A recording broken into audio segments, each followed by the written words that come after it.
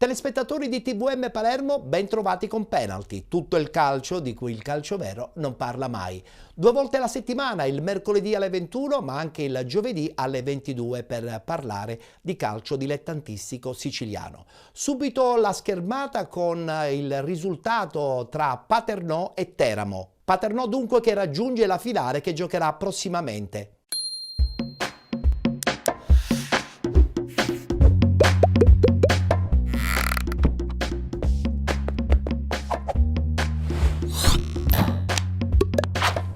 Missione compiuta, ribaltato il 2-1 di Teramo e finale di Coppa Italia, eccellenza conquistata in un falcone borsellino gremito in ogni ordine di posti, una delle partite più attese dell'anno che ha chiamato a raccolta un'intera città tra sostenitori appassionati sportivi e piccoli atleti delle scuole calcio locali, finisce in trionfo con l'approdo dei rossazzurri all'ultimo atto della competizione che sancirà in caso di vittoria sulla Solvietese la promozione in Serie D attraverso la cosiddetta porta di servizio. Appuntamento il 17-24 aprile a Firenze. Coppa da un lato e campionato dall'altro coi playoff che incalzeranno tra un mese. Partita senza Godino nella classica difesa a 3 di Filippo Raciti, parte Sangaré titolare. Il Paternò domina la scena dall'inizio, il Città di Teramo si rintana e rischia di capitolare quando Napoli trova Micoli. Conclusione di prima intenzione direttamente su un braccio di Furlan, l'arbitro Palmisano di Salonno lascia proseguire non senza polemiche, la riprende Belluso, Negro, gran parata. Al 10° angolo di Maimone, a vuoto Belluso e Floro Valenca a 1 metro dalla porta si divora l'1-0. Poi nel mucchio sul proseguo dell'azione spara Asero, palla a Belluso che la mette a lato. Qualche minuto dopo, cross di Greco, Belluso prova a irrompere spalle alla porta ma senza risultati. Il meritato 1-0 del Paternò al 15°, Aleio Romano opta per il lancio lungo, palla direttamente al collega opposto che travolge Belluso.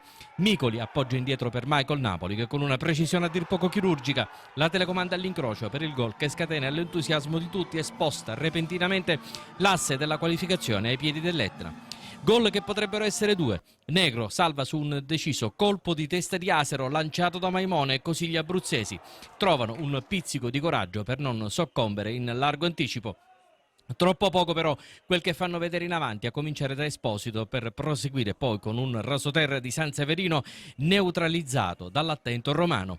Il Paternò di fatto corre rischi col contagocce sull'unica imperfezione che porta la firma di Asero quasi allo scadere del primo tempo. Sangaré incassa una lauta dose di applausi quando vince il duello con Dos Santos, seguito a breve distanza da Insidis che si immola così per fermare un pericolo da corner. E al rientro in campo da Romano che blocca a terra, manco a dirlo, sul centravanti in maglia verde, unico calciatore sul quale i teramani ripongono le speranze di un pareggio che li proietterebbe in finale. Quando Ferraioli però, trascorsi 10 minuti della ripresa, atterra così Maimone mentre in campo il Paternò ha mandato Grasso, il secondo giallo costa agli ospiti una pesantissima e compromettente inferiorità numerica che è di fatto un lasciapassare concesso al Paternò verso la gloria.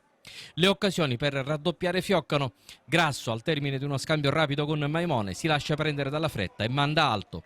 Poi clamoroso alla mezz'ora, cross di Napoli, Virgillito vela la palla e si propone per il 2-0 ricevendo da Micoli. Negro fa il miracolo tra il rammarico generale per una partita che però nell'aria fa sempre più sentire profumo di raddoppio. E il 91° quando uno straripante Micoli toglie il respiro a Touré e porge a Grasso l'idea assist per Alessio Asero. Lucido come fosse a inizio gara, firma il gol che significa finalissima di Coppa Italia e attesa trepidante per quel che resta da giocare in questo extra time di un ennesimo mercoledì da Leoni. Il Paternò batte 2-0, il Teramo lo sorpassa dopo la sconfitta dell'andata ed è ad un passo dalla storia per una competizione tricolore che, al di là del prestigio, vuol dire promozione in categoria superiore. Intanto, col carico di entusiasmo primaverile, si pensa anche al campionato e alla sfida di domenica, sempre in casa con la Messana. In questo caso con un secondo posto da conservare sino alla fine per poi giocarsi il tutto nella lunga serie spareggi. Ma questa sarà un'altra storia.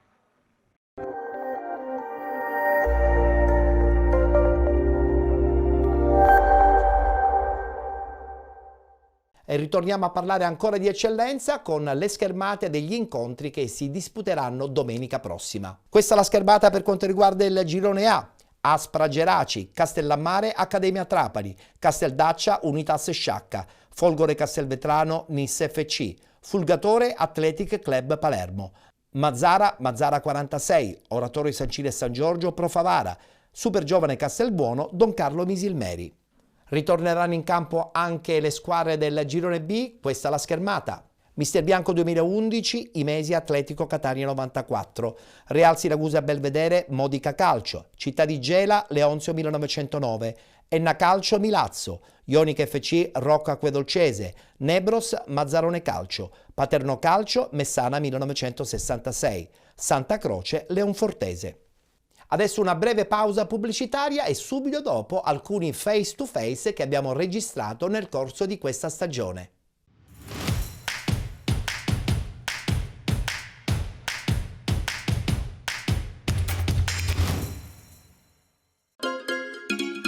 Benvenuti da Giada Immobiliare.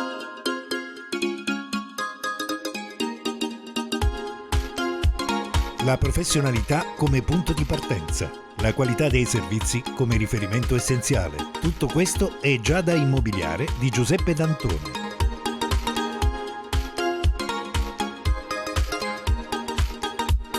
Servizi di compravendita ed affitti, supporto per concessioni mutui e consulenza finanziaria ed inoltre assistenza a partecipazione ad aste giudiziarie e consulenza tecnico-legale. Giada Immobiliare, via Etnea 734, Catania. Info 095 61 74 981 oppure 095 61 74 973. Visita il sito con le nostre proposte www.giada-immobiliare.it. Giada Immobiliare, insieme a te per comprare e vendere.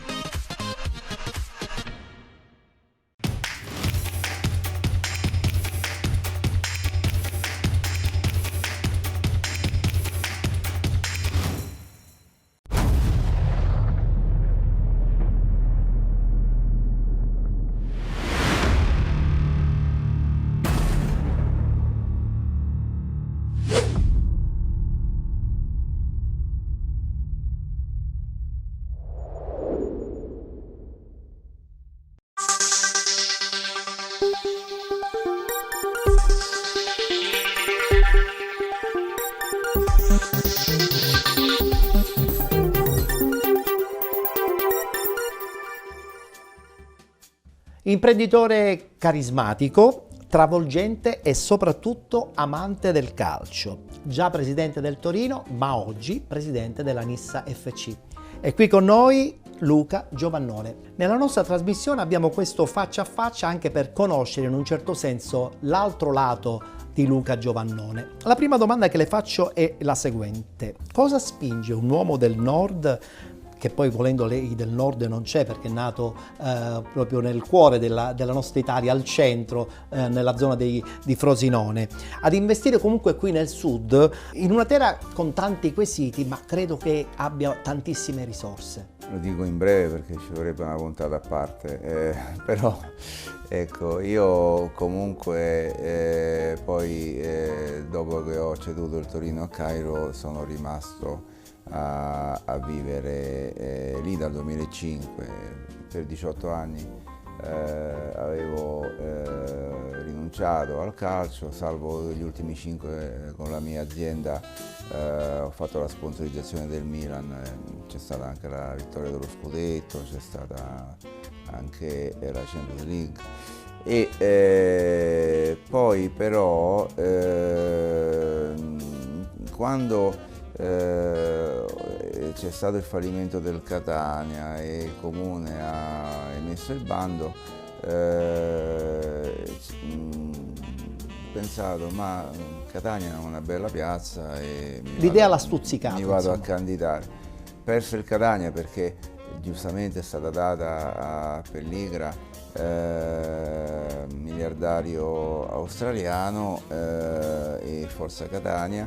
Mi hanno contattato da tutta Italia, devo dire, per propormi squadre dalla Serie A alla seconda categoria. Immagino. E tantissime dalla Sicilia.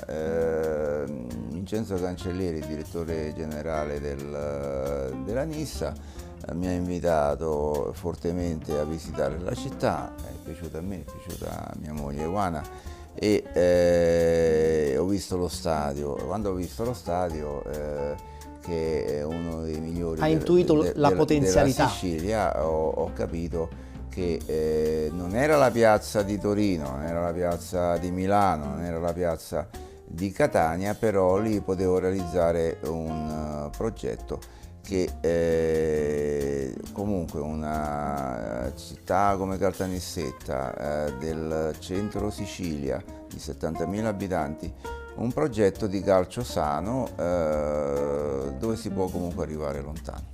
Presidente, cosa le piace di più dei siciliani?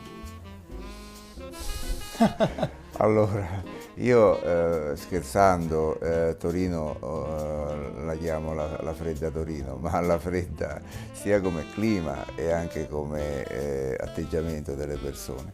Devo dire, Torino è una bellissima città, mi ci trovo bene, si trova bene anche mia moglie, però il calore umano che c'è in Sicilia mi ricorda il calore umano della gente ciuciara, della gente dove io ho origine, Cercano, il mio paese, la provincia di Frosinone, e ci sentiamo meglio qui, quindi a noi piace questo amore che è reciproco, questa gioia di vivere, anche le cose più semplici, e questa passione per il calcio è incredibile. Poi a livello, poi io sono laureato in psicologia e ho compreso e anche studiato il fatto che il calcio è l'evento più seguito al mondo da tutti i punti di vista. È vero. Quando ho scoperto che anche il campionato di eccellenza è così seguito, ho capito che non era un essere sminuito a fare l'eccellenza, anche se dall'eccellenza ho sentito anche i cori dei nostri tifosi della curva, l'eccellenza non ci appartiene, Caltanissetta non Sappiamo è una benissimo. città che merita molto. Quindi ci vuole poco ormai completamente per innamorarsi di questa bella terra. Ci vuole pochissimo ormai. Ma questa bella terra non ha nulla da invidiare. Con mia moglie abbiamo girato il mondo, anche i Caraibi, anche la stessa Sardegna. Noi abbiamo uffici in tutta Italia, anche in Sardegna abbiamo l'ufficio. E il mare della Sicilia niente da meno rispetto al mare dei Caraibi e rispetto al mare della Sardegna. Più tutte le bellezze, la storia, l'Etna, e la Sicilia ha tutto. Potrebbe essere una nazione a sé completa, potrebbe essere. La prima domanda che ti faccio è la seguente. Cosa serve oggi per diventare un giocatore di Serie A? Avere tante le capacità sicuramente naturali, Doti tecniche. sicuramente le qualità tecniche, e di trovarsi nell'ambiente giusto con persone giuste. Questo è molto difficile ultimamente? Molto, perché ci sono molti millantatori e molta gente che non ha fatto calcio, che ha scoperto che col calcio può lavorare, può arricchirsi, può gestire anche tante situazioni che non hanno niente a che vedere col calcio. Cioè il vero. business ha creato diversificazioni diverse. Tante figure. Guarda, io per esperienza diretta al mercato, ai mercati di calcio, di Serie A, Serie B, Serie C, professionistici, la massima parte della gente, l'80% è gente che non ha mai fatto calcio, però già che cravatta ha quell'aspetto del sapere e dell'essere capace di gestire qualsiasi tipo di situazione. Nascondono altre figure, Sì. assolutamente. Quali sono le difficoltà morali che incontrano i ragazzi di oggi, nel calcio di oggi? Le difficoltà morali, ci sono tanti aspetti, c'è l'educazione familiare che spesso manca, esempi negativi che sono tantissimi, ma anche ultimamente anche questo qua del giocare, dello scommettere, tanti aspetti esteriori che prima non c'erano negli anni... Diciamo 20 anni fa. Si è cresciuti in un modo dove il calcio veniva visto come uno sport anche con futuro lavorativo. C'era un mio amico, un ex mio amico, che diceva a tutti i giocatori: per me il calcio è il lavoro, e quindi quando si va al lavoro si deve avere tutto quello che si è capace in un certo modo, senza divagare in altri aspetti. I giovani di oggi probabilmente hanno anche altri pensieri, non soltanto l'allenamento, la dedizione, l'impegno. No, c'è poca cultura in tanti ragazzi, che aiutati anche dai familiari, che molti lasciano la scuola, lasciano le cose più naturali di crescita e vivono di illusioni, vivono di specchietti sbagliati e di facili arrivi ai soldi, al benessere, Quando invece poi alla fine a non questa è così. vita, questa vita che non è... Il dopo giocare non è uguale, perché non ci si è abituato, e quindi deve avere questo tipo di cultura educativa per il dopo, andare oltre. Per il dopo. Qual è il tuo più grande rimpianto sportivo? Di non essere stato un paraculo in tante situazioni. È una risposta forte, attenzione, questo vuol dire che nel tuo percorso le difficoltà sono state talmente grandi che spesso e volentieri probabilmente avevi proprio bisogno di qualcuno che ti potesse spingere per superarle? No, ho sbagliato io con l'età, mi sono accorto di aver sbagliato, di non essere stato opportunista. Paraculo intendo di sapere approfittare di tante situazioni, invece di essere scontroso e di essere determinato nella maniera opposta, al dimettermi. Quanto hai sacrificato allora a questo punto della tua vita per il tuo percorso che hai fatto comunque? Ho sacrificato forse per mie colpe la possibilità di essere un primo attore. Però possibilmente mi do delle considerazioni al di sopra di ogni aspetto, e magari mi considero, però ho avuto la possibilità di essere importante in certi contesti, e invece l'ho stroncato con il mio ribellarmi. Perché il mondo del calcio è così ingarbugliato? Troppi compromessi, troppe valutazioni inaspettate?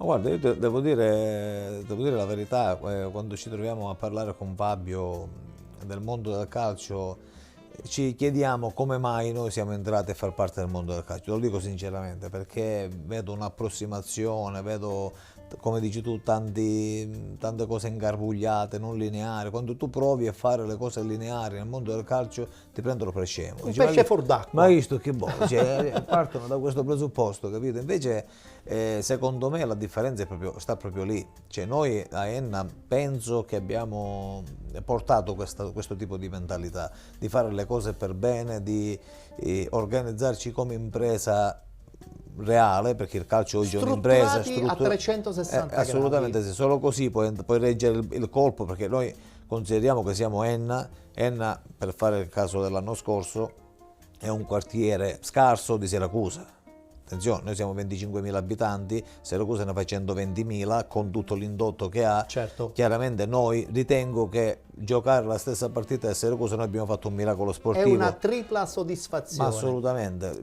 peccato che poi Vabbè. non è finita in gloria, però diciamo che Quella è un'altra storia. Questa è un'altra storia È sportiva. un'altra storia. A proposito di storie, sottolineiamo che l'Enna so che vive una bella realtà giovanile. Cosa serve oggi alle scuole calcio? Non dico per emergere, ma per avere anche delle belle soddisfazioni. Allora, innanzitutto occorre la materia prima, cioè i ragazzi. Bisogna che le famiglie, io mi rivolgo alle famiglie, che li spingano a giocare i ragazzi, perché li vedo, io mi ricordo quando eravamo noi giovani, avevamo proprio solo quello. Cioè, il problema, Adesso è tutto cambiato. Adesso è tutto cambiato, i ragazzi proprio li devi pregare per andare a giocare a pallone. Per cui noi abbiamo un settore giovanile importante, perché abbiamo tutti i settori, dai piccoli amici fino all'Under 19, abbiamo tutte le categorie, abbiamo più di 220 iscritti, dei tecnici preparatissimi. Chiaramente ci vuole tempo, perché per tanti anni a Enna c'è stato poco. O quasi niente, per cui rifondare tutto non è stato facile. Non Avete è facile. risvegliato un nuovo entusiasmo. Abbiamo risvegliato, sì, esattamente. Quello che io vedere tutti i ragazzini che vengono allo stadio, che fanno la fila per entrare con i calciatori in campo, cioè questa è la cosa che Chiaro. mi spinge ad andare avanti, più che la vittoria o qualunque altra cosa. Ma è sufficiente secondo lei avere passione nella vita per poi trasferirla verso la passione sportiva, questa voglia di farcela e di lottare quasi quotidianamente? Ma sì, quello fa parte del carattere di ognuno di noi, cioè io per quello che mi riguarda sia nella vita che nel lavoro, cioè, faccio tutto con passione, con la voglia di migliorarmi. Ogni giorno mi alzo la mattina per andare al lavoro cercando di imparare qualcosa, non di insegnare, di imparare qualcosa. Allora questa visione secondo me ti porta sempre a migliorarti giorno dopo giorno, perché il giorno che pensi di essere arrivato, allora è il momento che devi smettere. Allora, la prima domanda è la seguente: ti emoziona di più allenare i giovani oppure i giocatori di categoria?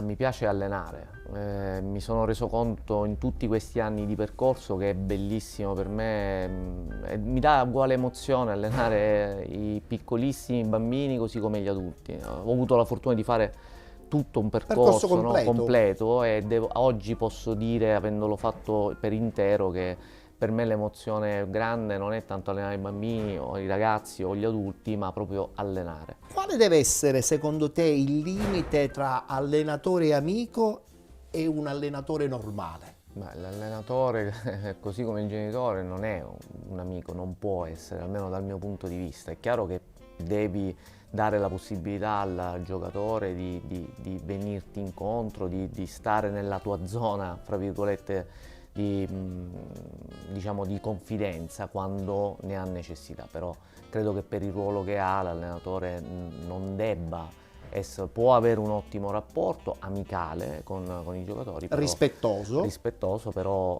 deve mantenere il suo ruolo, e quindi il suo ruolo presuppone, dal mio punto di vista e per la mia esperienza, che non debba o possa essere l'amico dei giocatori. Pierpaolo, ma secondo te quali sono state le amarezze più brutte dopo una partita persa?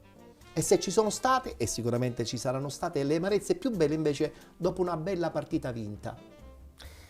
Ma diciamo, perdere non è mai ovviamente piacevole. Quando mi è capitato, dico, ho perso tante partite, ne ho vinte tante, insomma, quindi posso rispondere con piena convinzione che il rammarico più grande è quando magari perdi una partita e non lo avresti meritato per quanto la squadra ha espresso durante la stessa. Ecco, quindi questo è il rammarico più grande. Poi amarezze quando si vince, devo dire che ce ne sono davvero poche, perché poi la vittoria nasconde e cela tantissime cose anche negative, quindi quando si vince intanto hai quella quella sensazione positiva, insomma, di aver ottenuto qualcosa di bello e te la Ma trascini tutto questo per qualche ora. si riflette magari con le persone più care, E no? purtroppo sì, in senso positivo quando si vince, ma anche purtroppo in senso negativo. È qualcosa che ti scrolli di dosso dopo qualche giorno, ecco, almeno per quello che mi riguarda.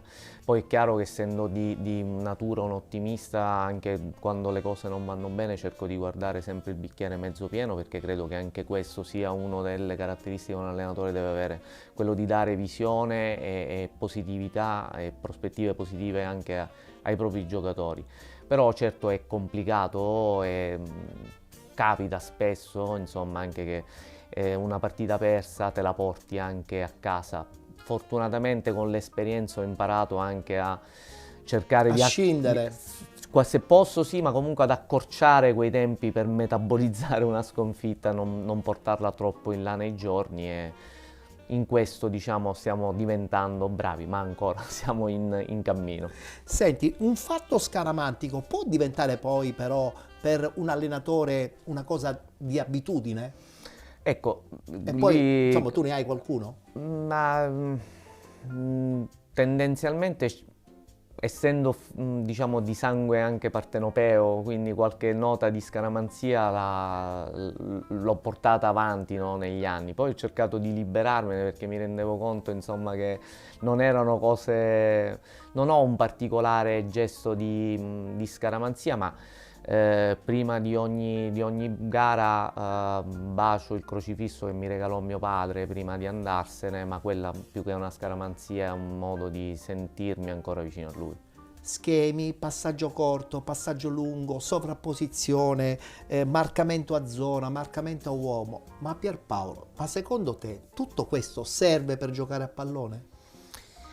Allora, è chiaro che sono dettami che rendono il gioco più organizzato e più evoluto. Poi, per quello sempre che è la mia esperienza, bisogna anche che si lasci il talento libero di esprimersi. Un buon allenatore, dico sempre, soprattutto a livello di settore giovanile, è quello che fa meno danni possibili e li fa soprattutto con i ragazzi che dimostrano di avere un talento innato, ecco, per questo gioco. Poi è chiaro che uno dei compiti dell'allenatore è quello di organizzare il gioco della propria squadra, ma ovviamente l'organizzazione del gioco della propria squadra non deve diventare, fra virgolette, una prigione per i calciatori. Cioè non ingabbi ma i deve tuoi giocatori. No, deve essere qualcosa che i calciatori percepiscono come un potenziamento delle proprie abilità e che li aiuta a esprimere ancora meglio le proprie abilità. Non è sempre facile che questo avvenga, però questo è quello in cui credo come allenatore rispetto a quello che tu mi chiedi. Attenzione, perché in quel gruppo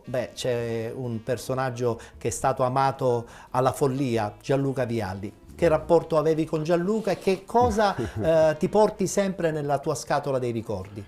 Guarda, secondo me Gianluca è l'unico vero grande leader che ho avuto io, il più grande, perché ognuno a suo modo è leader nello spogliatoio, i Del Piero, i Baggio, insomma tutti questi grandi personaggi, però credo che Gianluca aveva un qualcosa in più sotto questo profilo. Io sono arrivato dalla falegnameria proprio nell'anno che è arrivato Vialli, e mi ricordo che le prime volte avevo paura di parlargli perché aveva talmente tanta personalità che non riuscivo a avvicinarlo. E dopo, a distanza di mesi, che tra battute, perché lui nello spogliatoio è uno che gli piaceva ridere e scherzare, dopo mesi che sono entrato un po' più in confidenza, gli ho detto del mio disagio iniziale. E lui cosa ha risposto? E lui mi ha detto: guarda, non sei il primo che me lo dice, io non so il perché, però non sei l'unico che me l'ha detto. E questa è della sua grande personalità, io credo che... La semplicità. Di quel gruppo vincente di quella Juve, lui è stato un grandissimo artefice assieme a Lippi, anche perché si conoscevano dalla Sampdoria, sì. E lui faceva da tramite tra capitano qual era, tra spogliatoio e il mister Lippi, e hanno creato veramente qualcosa di incredibile. Leader assoluto, in poche parole. Leader numero uno. Abbiamo parlato di tanti successi, però è anche vero che la vita di un calciatore è anche fatta di amarezze. Qual è l'amarezza che appunto tu vorresti dimenticare ma che comunque hai vissuto?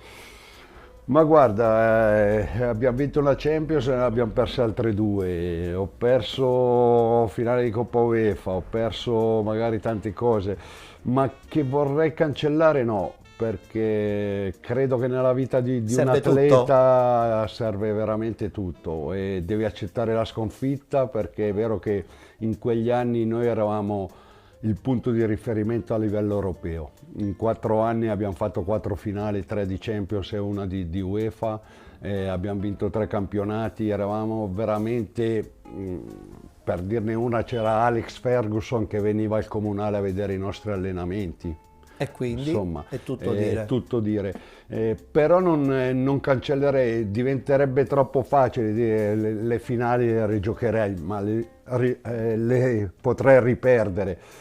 Fa parte di un percorso, è vero che l'amarezza è tanta perché quando perdi appuntamenti così importanti brucia tanto. Perché sai che potrebbero non ritornare. Assolutamente, però per arrivare a quella sconfitta in finale ci sono state 5-6 partite che ci siamo tolti delle grandissime soddisfazioni, quali andare a Manchester a vincere a Manchester, giocare con i più grandi giocatori al mondo e batterli. Sai, perdere purtroppo fa parte, uno deve perdere, fa parte del gioco. Bisogna stringere le mani agli avversari che sono altrettanto forti come te. Giusto. Percorso iniziato nella Cariatese, quindi campionato nazionale dilettanti, percorso che è partito dal livello più basso ma che ti ha portato a grandissimi livelli. Ecco, per chi adesso in questo momento sta giocando nel campionato dilettantistico, qual è il tuo suggerimento? Tu che hai vissuto e costruito il tuo percorso. Ma guarda,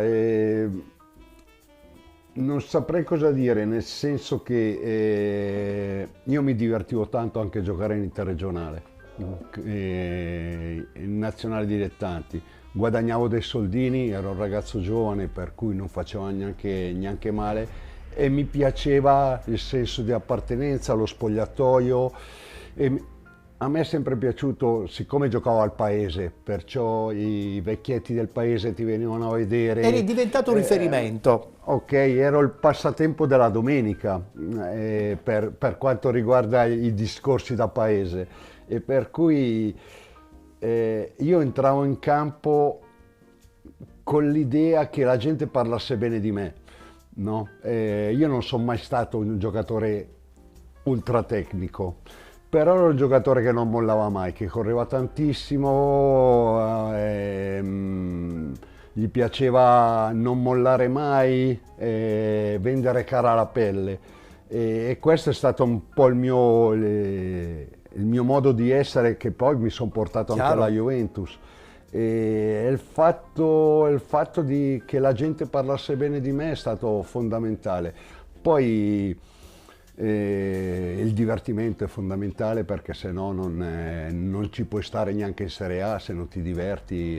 Quindi il suggerimento giusto per chi fa in questo momento un calcio dilettantistico è quello di divertirsi. Non prendersi poi alla fine troppo sul serio. No, cercare di fare le cose bene, meglio delle proprie possibilità. E poi per quanto riguarda la mia storia, quando è arrivata l'occasione sfruttarla al massimo. Cercare di sfruttarla, anche perché quando mi chiamano, guarda, c'è da andare a fare un amichevole con la Juventus, e io con la Juventus o contro la Juventus? No, con la Juventus. Un po' di paura mi era presa, perché sarò all'altezza, non sarò all'altezza, poi piano piano ti metti lì e dici... Una forma di responsabilità giusta. Giocare a pallone so giocare. Vado là, cerco di fare il meglio che posso. Ed è andata bene, incrociando giustamente le dita. Poi è andata. Oggi a penalty il nostro faccia a faccia è con il presidente dell'FC Trapani, Valerio Antonini. Buonasera a tutti. Buonasera Presidente, la vedo raggiante come la sua bellissima stagione qui a Trapani. È contento di tutto quello che sta accadendo? Assolutamente sì, in linea con i progetti di inizio stagione. mi avevano dato del pazzo, hanno detto che era impossibile vincere il campionato a marzo, e invece noi probabilmente lo vinceremo a fine febbraio. E abbiamo, secondo me, dato il segnale che quando i progetti sono seri e si fanno col vero interesse e la vera finalità di ottenere dei risultati concreti, niente ti può fermare. Abbiamo avuto delle circostanze certamente fortunose nelle ultime partite, soprattutto le vittorie all'ultimo minuto a Casalnuovo, la vittoria in Coppa Italia, però sono la dimostrazione che la squadra ogni partita la gioca per vincere, quindi non c'è mai un'occasione, non c'è stata mai un'occasione durante tutta la stagione in cui i giocatori non hanno dato il massimo per ottenere la vittoria. Abbiamo fatto 22 su 24 in campionato, abbiamo vinto 3 partite in Coppa Italia. Il basket, come tutti sapete, ha stabilito il record 17 vittorie consecutive, abbiamo fatto 22 su 24 anche lì. E sono tanti, eh? E sono 44 su 48, sì, sono tanti. Sono tanti. Ma la domanda che mi viene quasi spontanea, perché Trapani? Ma come ho detto tante volte è stata una circostanza legata alla mia situazione sentimentale. La mia compagna è trapanese, abbiamo 2 figli, ci sposiamo adesso il 28 giugno. E volevo fare calcio da tanti anni, poi serve trovare il giusto momento, la giusta piazza, non è mai troppo facile. Io ho deciso di investire nella San Benedettese a febbraio, grazie a Dio mi fecero notare che non ero gradito perché probabilmente c'era già un progetto in essere da parte di Masi, che era il presidente del Porto d'Ascoli. E probabilmente rimarranno un altro anno in Serie D, lo spero vivamente perché così si imparano e quindi mi vedranno a me andare in Serie C mentre loro rimarranno in Serie D. Presidente, ma quando lei è arrivato a Trapani probabilmente qualche difficoltà l'avrai pure incontrata. Qual è stata quella che ha dovuto impiegare più tempo per cercare di superarla, per raggiungere i suoi obiettivi? Ma senti, l'unica difficoltà che ti posso dire che ho incontrata è stata un po' la diffidenza delle persone con cui parlavo, con cui lavoravo, perché probabilmente venendo da tanti anni di delusioni la gente era abbastanza incredula, scettica su tutto quello che dicevo, e quindi è stato più che altro quello. Però il ruolo mi ha consentito anche di bypassare lo scetticismo, perché quando sei il presidente, sei quello che finanzia tutto, è chiaro che poi alla fine gioco forza ti seguono tutti. È chiaro che i risultati hanno aiutato soprattutto nella fase iniziale, perché abbiamo cominciato sia calcio che basket vincendo praticamente tutte le partite, e questo ha creato un entusiasmo, un'onda grande che ci stiamo portando dietro. Assolutamente. E adesso, dopo aver costruito questo straordinario carro armato che è il Trapani Calcio, lei pensa un po' di emulare anche il Catania della scorsa stagione? Ma spero proprio di no. Cioè, il Catania della scorsa stagione è stata una squadra costruita frettolosamente, con delle basi che si sono sgretolate in Serie C.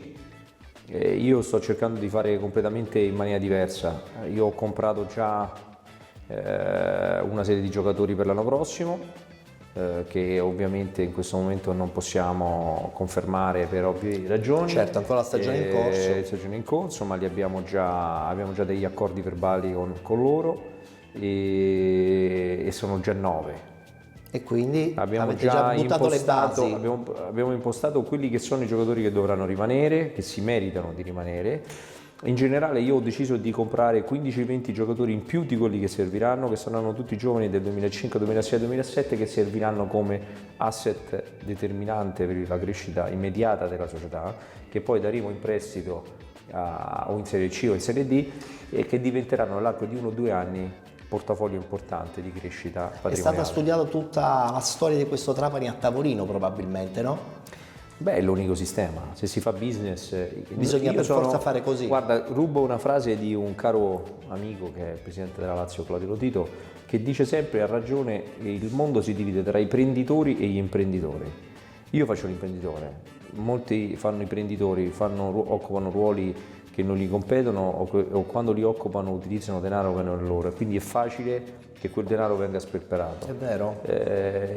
Io ogni centesimo che spendo, loro lo sanno, è ponderato, è controllato, non mi scappa nulla, i pagamenti li seguo io, li faccio io, ma non perché non mi fido di nessuno, perché io devo tenere sotto controllo la macchina, perché la macchina funziona solo se la gestisco in questa maniera, ed ecco perché tutti i giocatori quando vanno in campo sanno che il presidente sta lì, controlla tutto, vede tutto, sente tutto e programma in funzione di come si comporta. Assolutamente.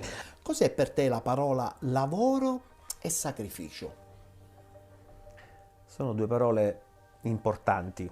Per fare bene le cose bisogna sapersi sacrificare, perché altrimenti non raggiungi gli obiettivi che tu ti sei prefissato. Quindi rinunciare anche a qualcosa. Assolutamente sì. Che spesso e volentieri è anche quella familiare, però poi dopo confrontarsi anche con chi lavora con te quasi quotidianamente, no? Sì, deve essere un rapporto quotidiano perché ci dobbiamo scambiare le informazioni, ognuno deve dare il proprio contributo secondo anche le proprie esperienze e i propri ruoli. Hai qualche rimpianto? Perché tu sei stato anche un calciatore. Quasi quasi la mia domanda è la seguente: avresti voluto fare più il calciatore oppure poi alla fine la scelta di diventare imprenditore è stata quella più naturale e anche quella più logica?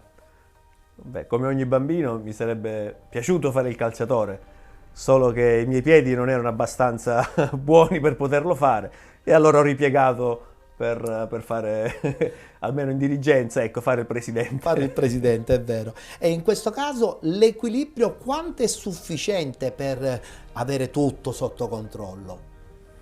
Perché poi alla fine ogni giorno ti scontri con tante realtà. Non si può avere tutto sotto controllo. Il segreto forse è avere collaboratori come i miei che riescono a svolgere il proprio compito anche al posto tuo, come se fosse proprio loro. Questo forse è il segreto, riuscire a scegliere le persone giuste da poterti affiancare. Quando hai pensato di sognare un tuo momento importante, lo hai pensato insomma da solo, da condividere solo con te stesso, oppure proprio per un tuo carattere eri pronto a condividerlo con qualcuno? Ma il bello di ogni successo è condividerlo. Se tu vinci e sei da solo, con chi festeggi? È vero, è giusta questa risposta. Bene, abbiamo cercato di carpire un po' quelle che sono le tue caratteristiche, adesso non rimane che l'ultima domanda del faccia a faccia, quella che insomma chiude la puntata. Se nella tua scatola dei ricordi dovessi tirare fuori qualche cosa, qual è la cosa che rimarrà per sempre nella tua mente? Diciamo che a livello sportivo è quella che è accaduta adesso. La vittoria di Coppa. La vittoria di Coppa perché, come ho detto tante volte, è una vittoria storica perché è la prima Coppa che arriva a Paternò. Solo quella? Oppure porti insieme alla Coppa attuale qualche cosa che fa parte anche della tua adolescenza, perché c'è sempre nella valigia dei sogni qualche oggetto che rimane sempre nella memoria? Ma guarda, ricordo tra i miei oggetti preferiti la maglia di quando ho fatto il primo gol in un campionato di promozione. Quindi ritorni nel passato, sì, a dimostrazione sì, che il pallone ha fatto sempre certo. parte della tua vita. Quindi una maglia che tieni ancora possibilmente gelosamente sì, custodita. Certo. Allora, la prima domanda: passione, dedizione e sacrifici. Serve altro per emergere anche nel calcio moderno? Anche un pezzo di fortuna, perché quello non guasta quando si dice prendere il treno a volo, però trovarsi al posto giusto al momento giusto. Al momento giusto è facile arrivare, è più difficile rimanerci. Per cui tu hai usato anche la parola sacrificio, abnegazione, grande umiltà, perché a certi livelli devi saper stare anche al posto tuo. Ripeto, non è facile. Non è facile. Quali sono state le linee importanti che hanno costruito il tuo percorso da allenatore? Allora, inizialmente mi sono ritrovato che avevo vinto l'ultimo campionato, avevo quasi 38 anni, con l'Isernia, l'unico campionato nei dilettanti, perché ho fatto 9 mesi a Isernia e poi gli ultimi 3 mesi a Milazzo ed eravamo pure primi in classifica. Vincendo il campionato dalla Serie D alla Serie C. E a un certo punto ho deciso, volevo ancora continuare perché stavo anche bene fisicamente, però ho deciso di di voler intraprendere un ruolo nuovo. Un nuovo percorso. Un nuovo percorso, esatto. E di conseguenza ho detto provo, vediamo se fa per me, perché tante volte uno pensa ma magari è tutto l'opposto di quello che pensi.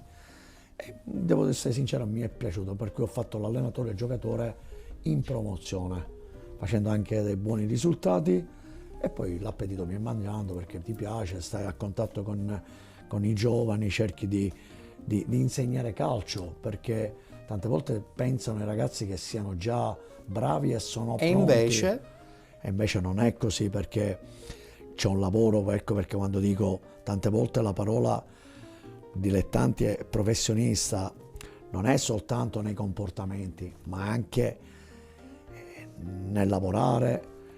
Tante volte si vedono delle partite che è talmente, sembra talmente semplice il gioco del calcio, ma non è così. Non è così. Ma perché sono bravi tatticamente, scusami, sono bravi anche nel giocare velocemente, giocare a due tocchi, cosa che magari nei dilettanti tante volte si vedono persone che portano tanto il pallone in giro per il campo. Beh, è un altro calcio rispetto a quello dei professionisti. In un mondo dove nel calcio i risultati sono la cosa più importante, secondo te c'è ancora spazio per il valore dell'amicizia anche tra compagni di squadra?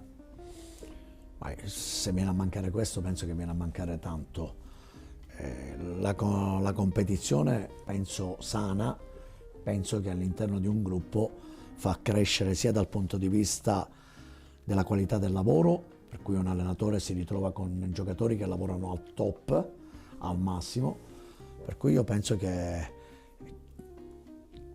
la competizione ci sta, l'amicizia è una parola grande, fondamentale, una parola importante, per cui ci deve essere sempre. Hai avuto modo anche di riscoprire un altro tipo di amicizia anche con i tuoi ex compagni? Sì, anche al di fuori dal calcio. Diciamo un'amicizia più matura forse? Sì, ad esempio uno dei tanti amici che io ancora ci frequentiamo anche con le famiglie è Rosario Compagno, ma ne ho anche tanti altri, per dire, anche ex compagni, lo stesso, anche se magari non ci vediamo giornalmente, ma ci sentiamo, per dire, lo stesso Peppe Signori, Roberto Rambaudi, tanti altri. Ne ho un altro che siamo stati insieme ieri, che è venuto a Palermo con la compagna, che si chiama Antonella Altamura.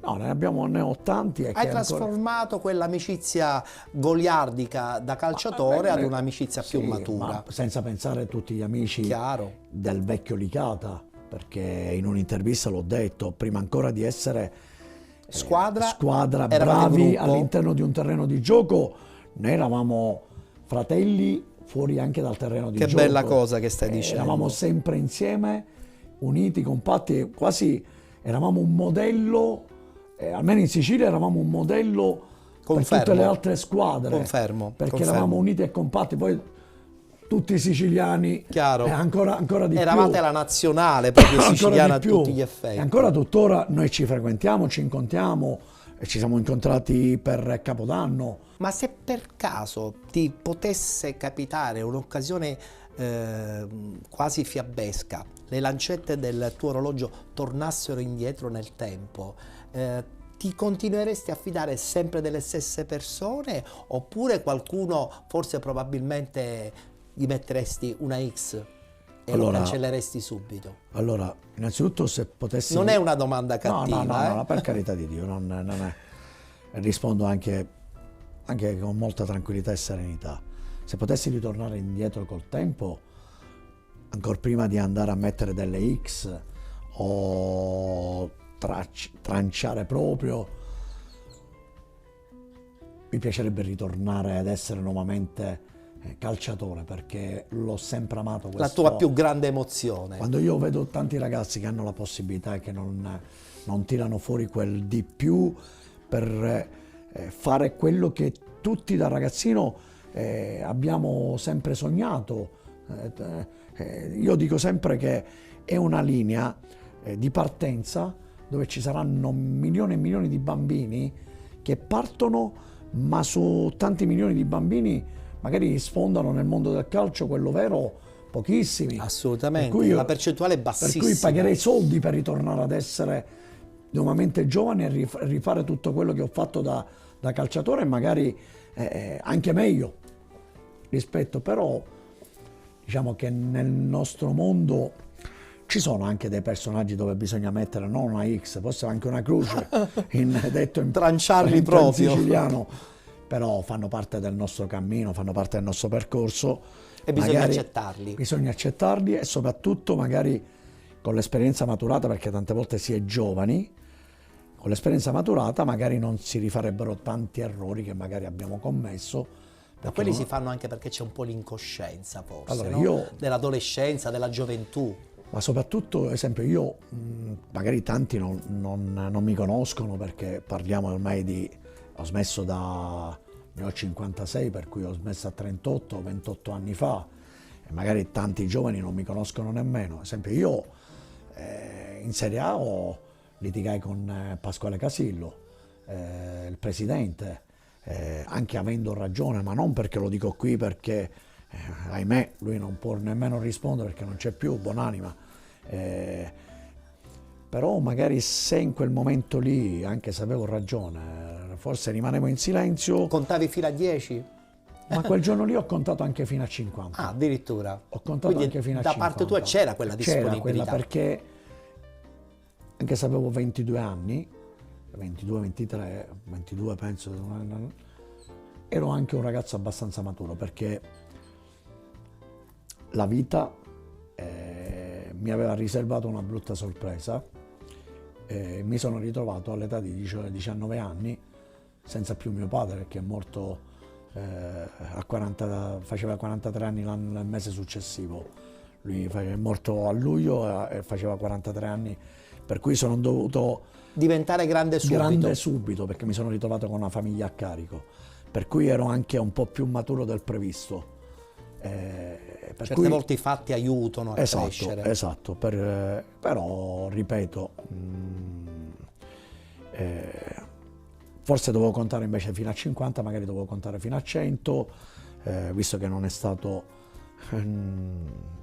poco quel contare, però non so se lo rifarei nuovamente. Questo forse non lo sapremo mai, perché poi tante volte sono le coincidenze. Sì, è vero. Mi sono ritrovato 5 mesi fuori rosa, per cui sono ripartito nuovamente dalla Serie B, però va bene, ormai acqua passata, e soprattutto guardiamo a quello che è il nostro futuro. Che è vero. Volto pagina, perché vorremmo anche conoscere in un certo senso il tempo libero di un allenatore. In questo caso il tuo tempo libero c'è o non c'è? Allora, e se c'è, che cosa fai nel tuo tempo libero? Ma allora, in realtà per uno che insegna, allena, non è che ti rimanga tantissimo assolutamente tempo. Già di per sé non ne ha chi fa solo l'allenatore. Quando ho tempo mi piace viaggiare, l'amore che ho per questo sport probabilmente mi porta spesso fuori a vedere quelli bravi, sottolineo quelli veramente bravi. Noi siamo sempre apprendisti di un mestiere. Che bella parola, apprendisti di un mestiere. Difficile, e probabilmente un mestiere che mai nessuno saprà fare benissimo, perché ha 1000 sfaccettature, 1000 idee. 1000 problematiche. Problematiche infinite, perché l'allenatore è un uomo solo, perché non è una frase fatta, ma è un dato oggettivo nel calcio. I calciatori sono tutti uguali. Allora, se non hai tempo libero per insomma vivere alcune tue passioni, vabbè, ci sarà un po' di... Ci sarà un minimo, sì. Diciamo un anche minimo se, c'è. Ahimè, quando alleno mi faccio assorbire tantissimo da ciò che faccio. Probabilmente sono estremamente maniacale nel cercare di ogni minima sottigliezza, e quindi quel range lo accorcio ancora di più. Quando non alleno cerco di godermi gli affetti più cari, gli amici, una vita comunque molto serena, Ripeto, il viaggiare è una cosa bellissima che ti apre nuove vedute, nuovi orizzonti, ti fa conoscere persone, culture diverse e anche il modo di vedere la vita. Quindi in base a dove vai, i confronti capisci, aiutano con realtà diverse. Esatto. Quindi tante volte dice, ma guarda, là che sono felici perché fanno questo e noi neanche lo calcoliamo, oppure guarda come potrebbero essere... Capisci le differenziazioni. Sì, è vero. In modo marcato. Alessandro, che rapporto hai con il cibo? Perché un allenatore deve stare sempre a dieta, anche perché consiglia sempre una dieta molto rigida anche ai propri calciatori. In questo caso tu che rapporto hai con il cibo? Sei una buona forchetta? Ti piace cucinare? Ecco, dacci anche una tua sfaccettatura personale. Allora, di cucinare cucino. Ho un grande difetto. Adoro i dolci e non so rinunciare proprio. Addirittura? Sì, se devo essere sincero, sì. Quindi possiamo essere in ritiro, io mangio come loro, forse meno di loro, quindi una discreta alimentazione, però il momento del dolce è il momento più drammatico che io devo superare, perché è una tentazione forte a cui è difficile rinunciare. Guarda, c'è un aneddoto, una volta a Coverciano, c'era un grande buffet, tutti sono andati diretti, io in modo molto fugace sei andato dritto, sono ritornato con un piatto pieno solo di dolci, perché era talmente tanta allora io la ti voglia. posso comprendere, perché sono uguale a te, nel senso che io preferisco dolci a tutto il resto e quindi posso comprendere questa... Il problema è che più andiamo avanti con gli anni lo so, è un po' più pericoloso. È più faticoso, è un po' più pericoloso. Da questo punto di vista. Quanto incide nella tua quotidianità e nel tuo lavoro comunque la figura importante della famiglia? Guarda, incide moltissimo, incide nella misura in cui, e tu lo sai benissimo per il tipo di lavoro che facciamo, incide molto anche la responsabilità del sapere di non poterci essere sempre. Perché quando noi ci mettiamo a parlare di compreso? Calcio, guarda, per utilizzare una frase di mia moglie, che ripeto sempre, tu ti cerchi il lavoro anche quando il lavoro non lo devi andare a fare. È un virus. Ma è quello che dicevo prima, se lo prendi come missione è chiaro che... Noi ci mettiamo a parlare di calcio, no? A parlare di calcio, ma parlare di calcio significa che intanto vai allo stadio, intanto rimani lì, quindi che significa? Che il sabato o la domenica o sabato e domenica sei impegnato a prestare queste cose. Magari nella famiglia tradizionale il sabato e la domenica è dedicato alla famiglia. Nel nostro caso lavori dal lunedì al venerdì, poi c'è il sabato o la domenica, ripeto, sono tante volte, tutte e due le volte sei appresso, no? Non è proprio il massimo, non è proprio un bene. Però ti ha aiutato lo stesso. Però devo dirti che sì, da parte della mia famiglia, poi, ma credo come un po' in tanti di noi, poi si comprende realmente che è un lavoro diverso, ecco. Voglio come al solito chiudere il nostro faccia a faccia con la classica domanda: qual è il tuo sogno nel cassetto? Ammesso che questo cassetto sia ancora pieno di sogni, ma io credo di sì. Ma guarda, io non ho un sogno personale. Io da quando sono diventato papà ho un sogno più che altro riferito alle prossime generazioni. Io mi auguro che quando non ci sarò più si possa realizzare il mio sogno, che è quello di aver potuto lasciare qualche cosa che possa servire da stimolo, da riferimento. Insomma, vuoi lasciare un segno anche e soprattutto alle persone vicine. Che possa essere esempio, esempio, Ettore, perché poi alla fine davvero noi lo vediamo ogni giorno. Quello che stiamo vivendo non sono i tempi dei nostri genitori, sono dei tempi diversi. Noi avevamo degli esempi da seguire, probabilmente con quelli ci siamo anche formati. C'erano delle regole anche più ferme. C'erano delle regole perché avevamo loro che erano testimonianza, sia in famiglia che anche nel mondo del lavoro. Oggi tutti questi riferimenti non ci sono più, ci sono dei caselli di sabbia e per quell'improvviso ti svegli la mattina e vedi e trovi dei ragazzi delle nuove generazioni che sono completamente spaesate perché quel castello crolla nel giro di una notte. Quello che mi piacerebbe, il mio sogno, ormai quest'anno faccio 50 anni, non è che posso sognare di fare l'astronauta o il pilota di Formula 1, però, non lo posso più fare. Però rimane sempre comunque il cassetto. Quello che vorrei davvero è poter lasciare qualcosa che possa essere utile quando non ci sarò più. Forse è un'ambizione troppo alta, però un minimo vorrei realmente che si venisse ricordato per quello che si è fatto.